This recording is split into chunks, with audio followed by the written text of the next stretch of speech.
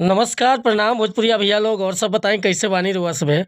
उम्मीद करता नहीं रउआ सब ठीक ठाक होखा भैया और हमहू ठीक बानी। तो स्वागत बाटे आप सबके राइटर विजय बागी के चैनल पर। और आज उपस्थित बानी भैया रउआ सबके बीच में लेके ठेठ देहाती फगुआ गीत। बहुत बढ़िया गीत के रचना के बानी। अगर एक म्यूजिक बढ़िया बनवा देता या कोरस करके बढ़िया से गायकी करवा देता तो गाना 100% क्लिक करी भैया। तो चलिए देर न करते हुए मैटर के शुरुआत कल जा कि कैसे गीत के गावे के बा, का एकर धुन कंपोज के बानी, का लय बा। लेकिन वीडियो स्टार्ट कर से पहले भी एगो बात बतावल चाह।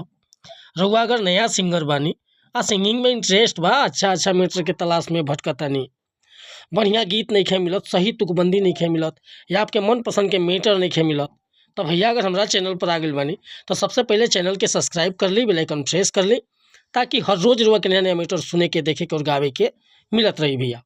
काहे कि हम हर तरह के गीत राइट करीला। Sad song, love song, orchestra song, romantic song, धोबी गीत, पूर्वी गीत, भक्ति भजन या तमाम तरह के गीत रुआ लिखवावे के चाहतनी तो बिल्कुल उचित चार्ज पर गाना रुआ के मिल जाई व्हाट्सअप के जरिए। और नंबर हम अपन डिस्क्रिप्शन में दे दिले बानी या लास्ट में हम बता भी दें।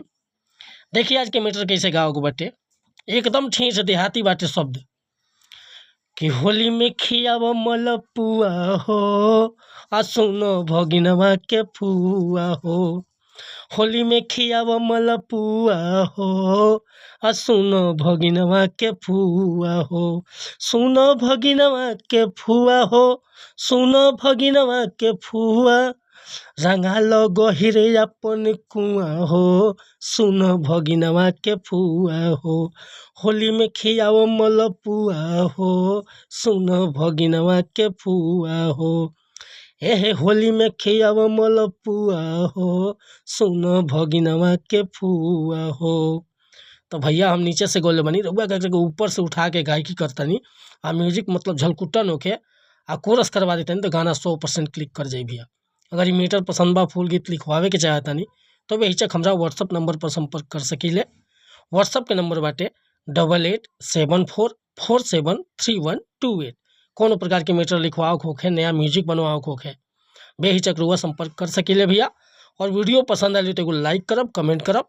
आ चैनल पर अगर पहली बार आए लोग हैं तो रिक्वेस्ट बा भैया चैनल के सब्सक्राइब कर ले।